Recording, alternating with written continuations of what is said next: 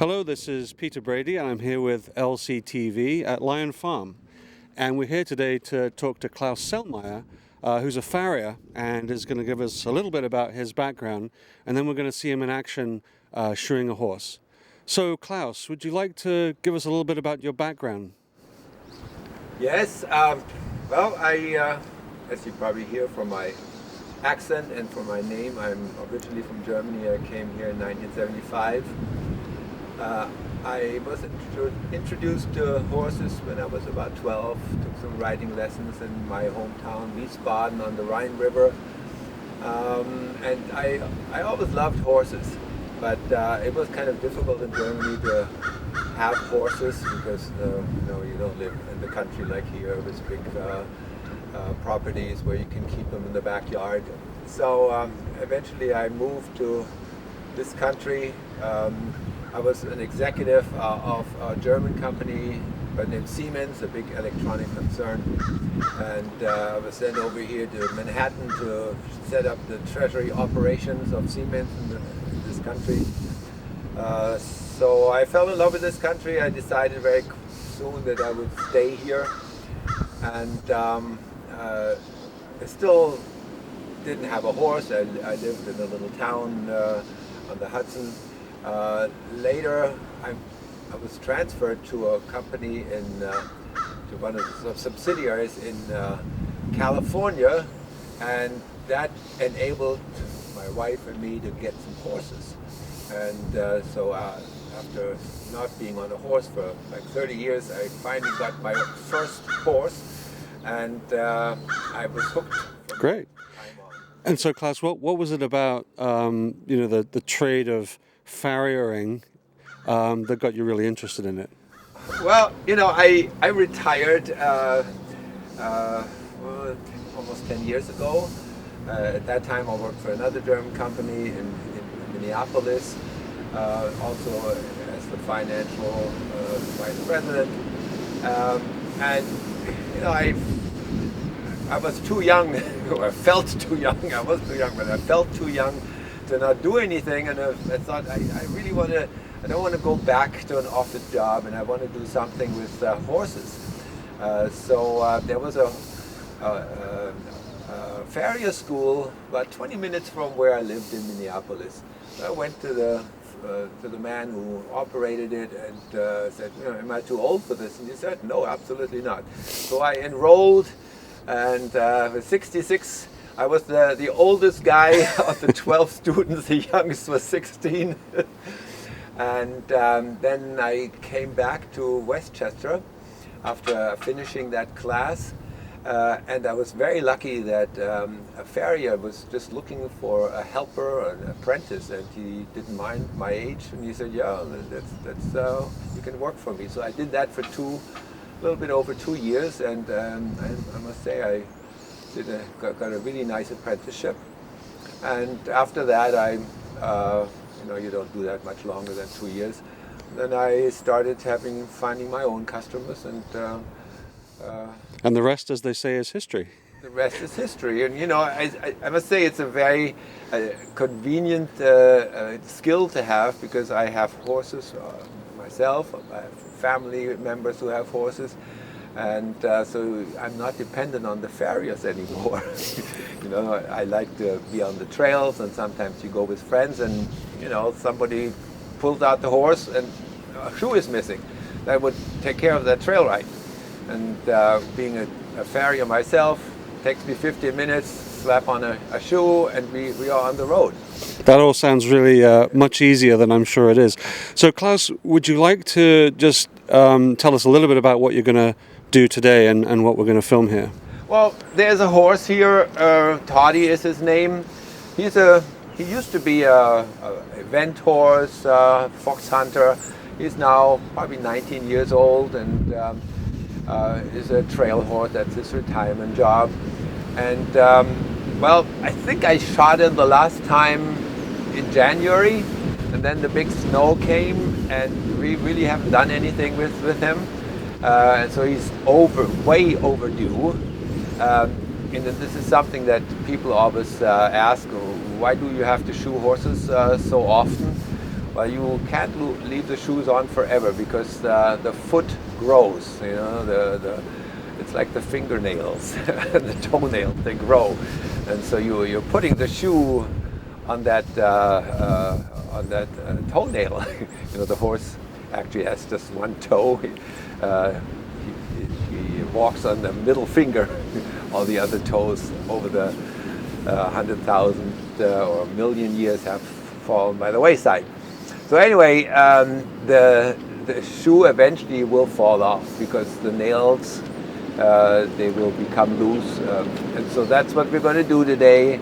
We're going to we have to trim him first because, you know, his foot has grown over the last 2.5 months. So we have to trim him and make sure that trimming is really the most fundamental, most important job in the horse shoeing business, because if it's not done correctly, you can really hurt the horse. You know, it's just imagine you have a shoe that is you know, a little bit wobbly on one side, and you know, you're going to feel it after if you walk in that shoe. So we want to make sure that the horse gets trimmed correctly, and then we make a shoe. We have some prefabricated shoes, but they usually need to be worked on because every horse has different feet, different size, different, even each foot of the horse is different from the other. So we have to always reshape the shoe and make sure it fits correctly, isn't too narrow, isn't too wide, etc. So that's what we're going to do today. Excellent. I know this is really physical work, so we will try not to get in your way too much as you do all of those things with the horse's shoe and show the audience here exactly what you do. So thanks very much for that. Let's get going. Thanks. Okay, let's get the horse now. Yeah. So what I'm doing now, I have to take the old shoes off, and I'm opening the clinches. You know, when you put the nails in, they stick out of the hoof wall, and then you have to clinch them to keep them there. And before you take that shoe off, you have to open the clinches because you don't want to make a thick pathway into the horn of the shoe of the foot. So now I have a special tool here that can grab the nail, and it's relatively easy to pull those nails out.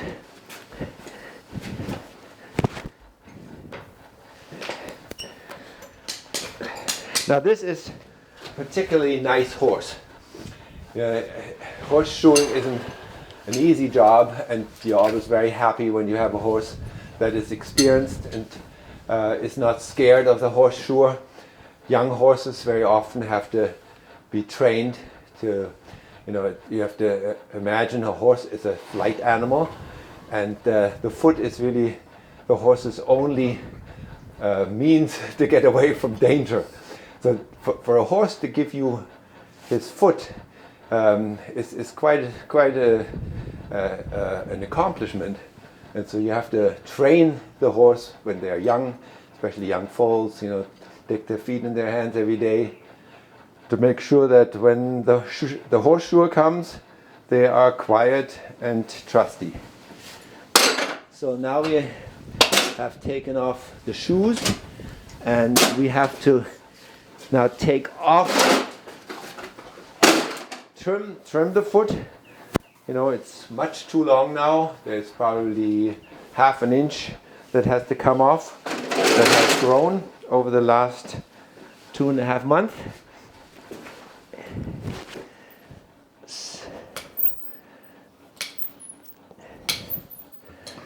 Okay. So Klaus, can you describe what you're doing now?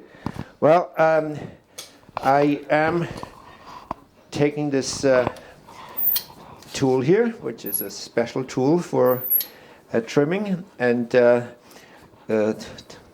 trimming off some of the hoof wall that has grown over the last 6 weeks. And now I'm taking a rasp to make sure that the bottom of the hoof is completely even. Now, what can the horse feel at this point, Klaus? The horse does not, of course it feels the movements. Horses are very, very sensitive animals. They can feel a fly on their body. Yeah, he knows what's going on, but it certainly doesn't hurt him, because all this material here, the sole and the hoof wall, is insensitive.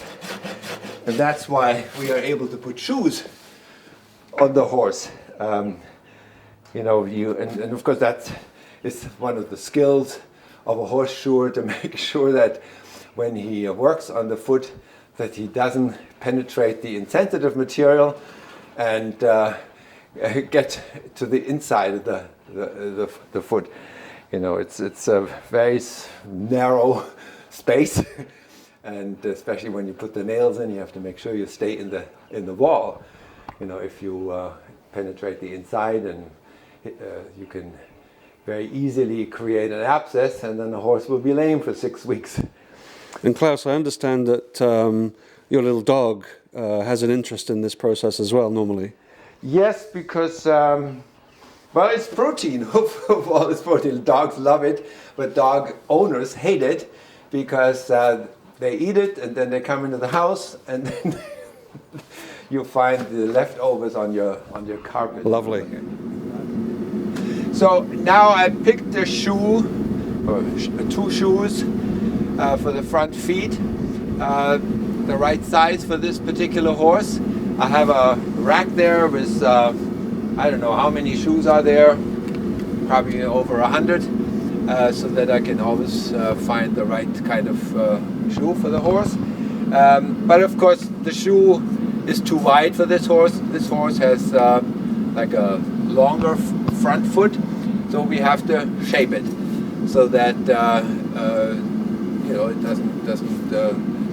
it isn't wider than the foot of the horse.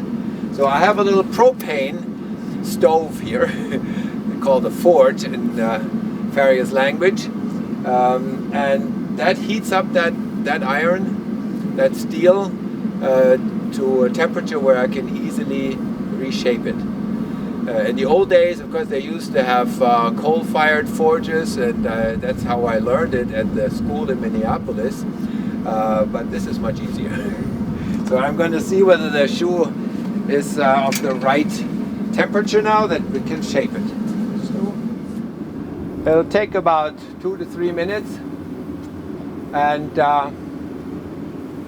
quite honestly, I'm glad we don't need the coal-fired forges anymore. You have to really time it very well. I burned a number of shoes when I was at the horseshoeing school. We had like 8 coal-fired forges. Smells really bad. And if you just leave it in there like 15 or 20 seconds too long, you throw it away. It just starts to melt. The propane gas fired forge does not get hot enough so that the shoe would melt, but just nice heat to shape the shoe. So we'll have to maybe wait another minute.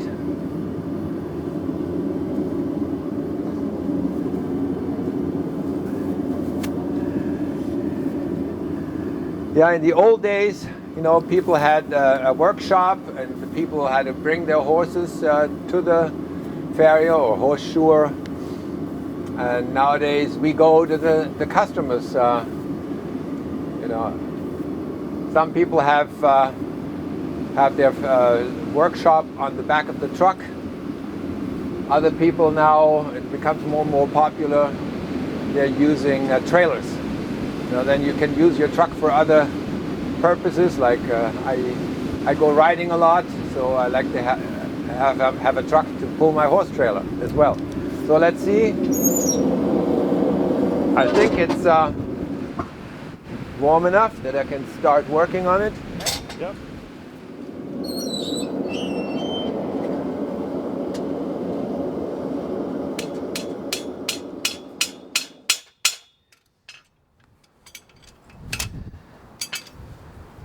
Now, Klaus, just how hot is that shoe? I didn't hear the question. Just how hot is that shoe? I don't know what the temperature is. I wouldn't recommend to touch it. Okay. You would be injured for a couple of weeks. It actually was red hot when I took it out, but in the sun you can't see it, how hot it is. So I have to reheat it now because we have spent too much time out here. Just a second. Yes.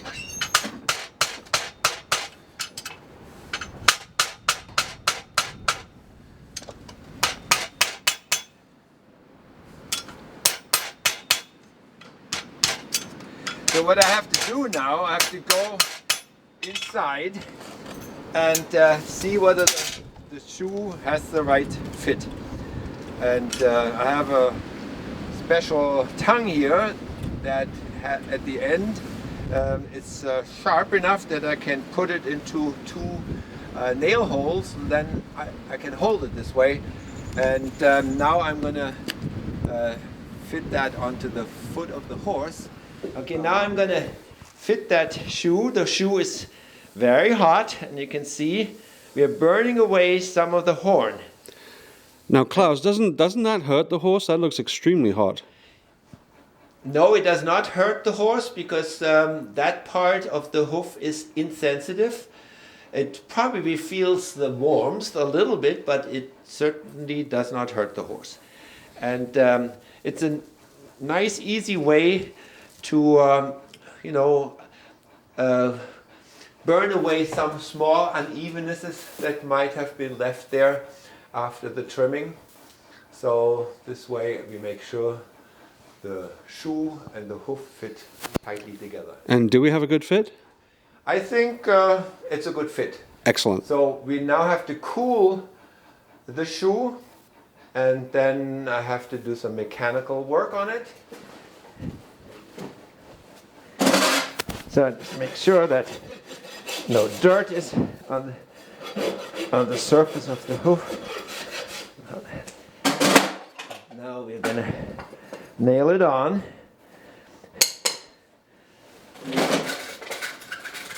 So, Klaus, that's a big, heavy animal. Have you ever been hurt shoeing a horse? Well, as I mentioned before, horses they are very strong and they're flight animals, and they do not. If something happens that scares them, their instinct tells them to run away, and that's where the danger is. I personally have never been hurt, and that is probably thanks to my wise teacher, for whom I worked for 2 years, because he was very concerned about teaching me how to stand correctly, so that if something happens, I will not get bumped down by the horse. My scariest moment was I was in a very old-fashioned barn. The aisle was very narrow, and it was an extremely hot summer day. And I was working on a hind foot of a horse. And suddenly, out of the blue sky and without any warning, there was a thunder, a loud thunder. The horse just leaped forward, and because luckily I was standing correctly, all it happened, it smashed me against the wall, and I got up. That was it. We collected the horse. But anyway, so I put 6 nails into the shoe, into the foot of the horse. Now I'm going to turn over those nails with whatever's sticking out. And to finish the job, we now have to remove what's that part of the nail that's sticking out, and make everything very tidy and neat, so that when you touch the foot of the horse, and so you can't get hurt. So so we have a nice tool here. This is a hoof stand that makes my work much easier. And this horse is a very good horse. It will leave his foot on there while I work on removing the part of the nail that are sticking out of the horseshoe, and bend them over.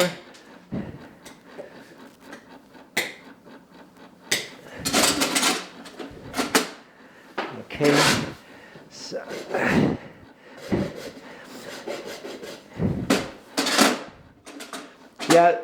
Horseshoeing, just to talk a little bit more general, is not for everyone. You have to really, first of all, like these animals, and kind of have a good communication with them, because we do communicate all the time. The horseshoer has to really understand what the horse is going to do in the next fraction of a second. When a horse gets nervous, you may stop, give him a break, talk to him. Because even if he knows it, there may be something else happening outside. There may be a gust of wind. There may be another animal. There may be a dog running by. So you always have to be aware what is the horse going to do. And Klaus, what about communication with the owners of the horses? Well, it depends on the owners. I must say I'm lucky. I have not had any bad experiences with horse owners. They're usually very happy when you come and help them and make the horse rideable. But I have heard stories that aren't that great. But anyway, I usually go to the back. I don't have customers in these large barns where there are people who are used to service, and they come and want the horse to be ready. I have customers who love their horses the way I love my horses, and so we have a good rapport.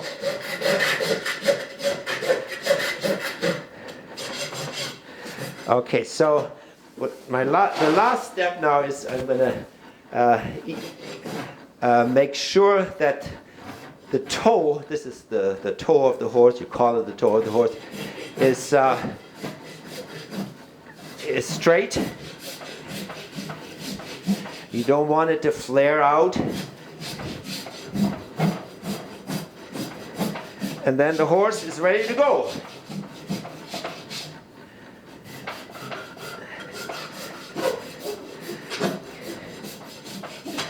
Okay. So, here we are. One completed horseshoe. Yes.